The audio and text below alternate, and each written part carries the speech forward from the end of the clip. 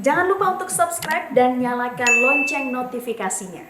Menteri Investasi Kepala BKPM Bahlil Lahadalia yang baru dilantik Presiden hari Rabu siap meningkatkan investasi hingga lebih dari 900 triliun di tahun ini.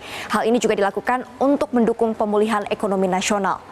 Peningkatan investasi itu tidak hanya dari sisi nilai, tapi juga dari sisi pemerataan pertumbuhan, baik investasi asing maupun domestik, pengusaha besar maupun kecil. Menurut Bahlil, arahan Presiden tidak hanya terkait peningkatan nilai investasi dan pemerataan pertumbuhan, tapi juga membangun hilirisasi untuk meningkatkan nilai tambah investasi, kemudahan dan percepatan, serta kepastian dan transparansi perizinan.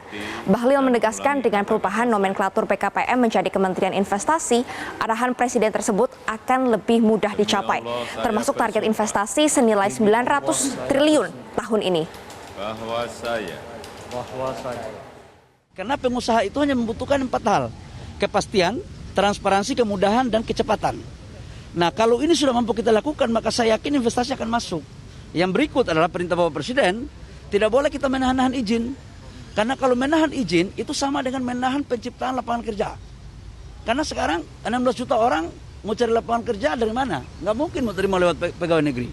Yang kedua, menahan izin itu sama dengan menahan laju pertumbuhan ekonomi. Karena kontribusi pertumbuhan ekonomi dari APBN kita itu tidak lebih dari 20%, sisanya swasta. Swasta mau bergerak itu harus ada izin, kalau nggak ada izin gimana? Yang ketiga adalah menahan izin itu sama dengan menahan sumber pendapatan negara. 76% pendapatan negara itu dari pajak, dan pajak paling besar itu pajak usaha. Jadi kalau izin kita tahan, itu sama dengan kita menghalangi pendapatan negara.